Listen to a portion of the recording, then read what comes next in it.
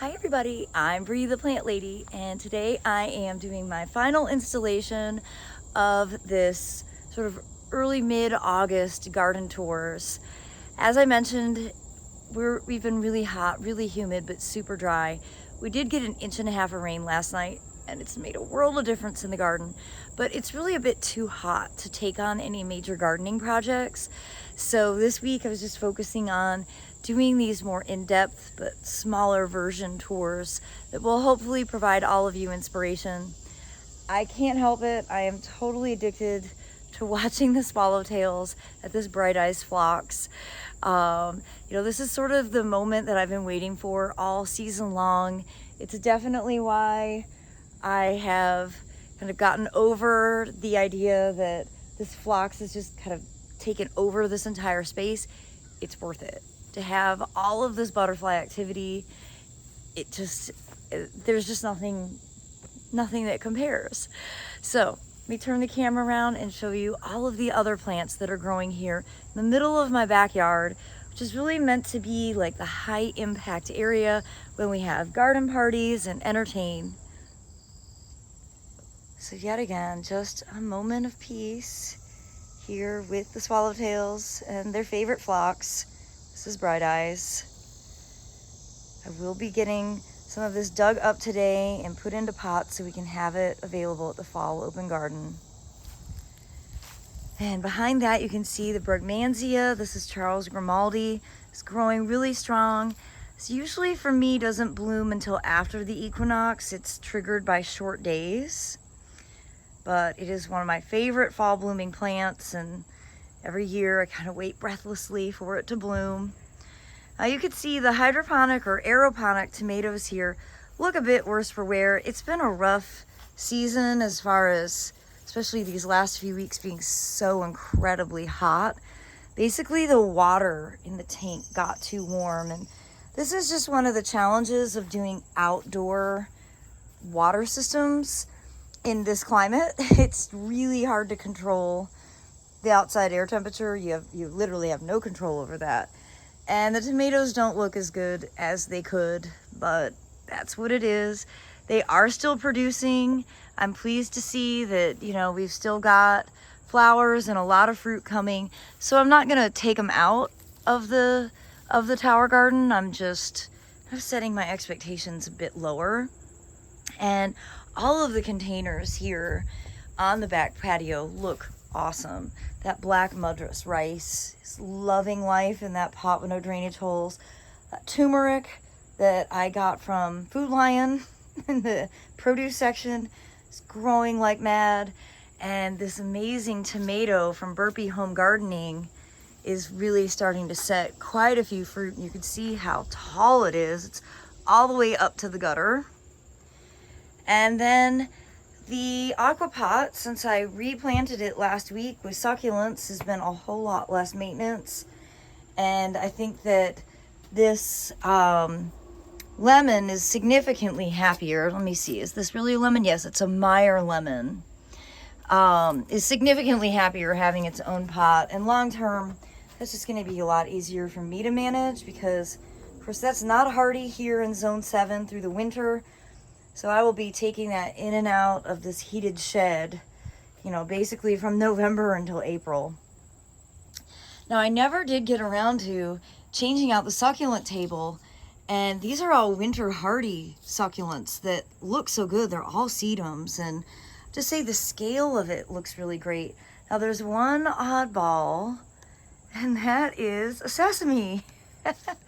And there you can see the sesame flowers up close and personal. And of course, the pods are starting to form after they flower. They get pollinated and then the pods form. And that's exactly where sesame seeds come from. Now, I did not plant that there. That seed was probably just from when I was collecting seed and putting things into Talienti jars. But I left it and I love it. Well, this foodscape here is doing fantastic. Love that the coleus that I rooted in arrangements inside is really starting to take hold and fill in this open space. As you can see, We did get 1.5 inches of rain, much needed.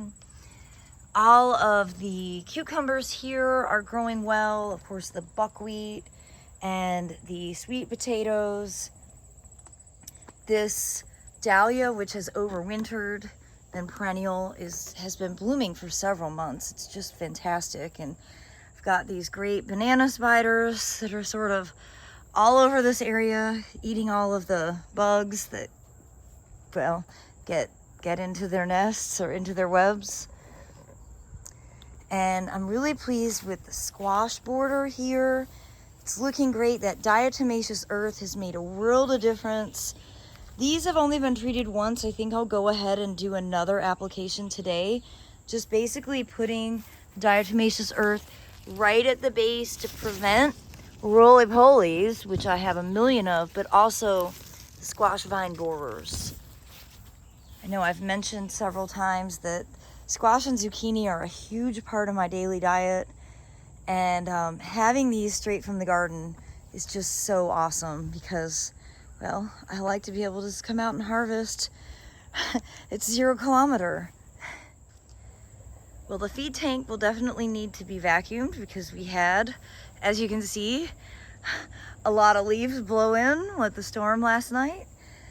But everything in this bed is really thriving. The amazel basil, the asclepias, all of the okras, the peanuts. I mean, I just can't get over how big all the peanut plants are. They're so happy and healthy. These surprise sunflowers have been beautiful. Definitely wanting to collect seed off of these because I love that they have had so many flowers. This torchlight coleus from Proven Winners is spectacular. As you can see, we're really getting into okra season now, and okras have the most beautiful flowers. I love okra. I think I love okra more than zucchini. I try to eat both okra and zucchini every single day, especially in the summer. And I'm really pleased just to be able to come out here and get my own. And as you can see, more okra here. You know, when you have a lot of okra planted, you can harvest them when they're really small like this. It's super decadent. And they're actually delicious just to eat like this. You don't even need to cook them. The way I cook my okra though, I basically blister them. I heat them in a pan of really hot olive oil. I add a little bit of sea salt, and then I put the lid on, and they cook for about 1 minute to 1.5 minutes, and that's it. I don't do any slicing. That way they don't get, slimy. And they are so delicious to eat that way. I have yet to meet somebody who didn't enjoy okra being served. Now, yesterday, a branch off of this sunflower just fell off really easily. And what I saw, which you can't actually see right now, is there were some borers in this. So this broke off right here. And yeah, there were like caterpillars. You can kind of see the hole right there where the caterpillars were in. So I need to do some research to see what insect actually bores into sunflowers, because I didn't know about that. But again, I have more okra to harvest. This is kind of the ideal stage for blistering.